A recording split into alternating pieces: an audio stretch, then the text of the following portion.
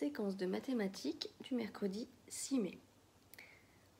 On va voir des nombres un peu plus grands. On va commencer à s'intéresser au nombre de 60 à 79. On va commencer par compter de 10 en 10 en commençant de 0 et en allant jusqu'à 70.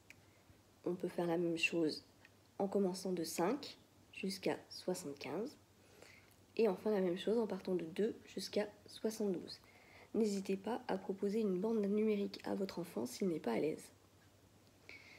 Ensuite, on va lui donner une suite de nombres 9, 11, 13 et on va lui demander d'essayer de trouver les trois nombres suivants. Donc il faut déjà comprendre comment marche cette suite de nombres. Petit exercice suivant, on peut le faire à l'ardoise ou avec l'aide d'une bande numérique. On va demander d'ajouter 2 à 41. On ajoute 2 à 59, à 57, à 46 et à 44. Enfin, on va demander à l'enfant d'écrire sur son ardoise le nombre 64, puis le nombre 73. On peut lui faire voir ces nombres aussi sur la bande numérique pour qu'il les visualise bien. Ensuite, on va lui demander comment on peut faire pour savoir quand j'entends 60, si je mets un 6 ou si je mets un 7. En fait, si le nombre que j'entends après 60 est plus petit que 9, je vais écrire un 6. Par contre, s'il est dans la famille des 10, et bien là, je vais écrire un 7.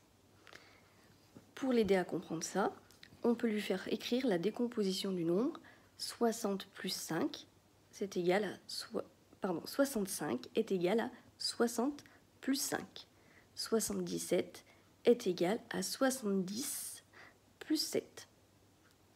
Dans le cahier, sur l'ardoise, puisqu'on n'a pas de cahier sous la main normalement, ou on peut le faire sur un cahier de brouillon bien sûr, on va faire la même chose pour les nombres 63, 78, 69 et 71. On essaye d'écrire ces nombres et on écrit la décomposition de ces nombres. N'hésitez pas à réexpliquer la règle. Si le nombre qu'on entend après 60 est plus petit que 10, qu'il va de 0 à 9, on écrit un 6. Si au contraire il est plus grand que 10, on écrit un 7. C'est tout pour aujourd'hui. À demain.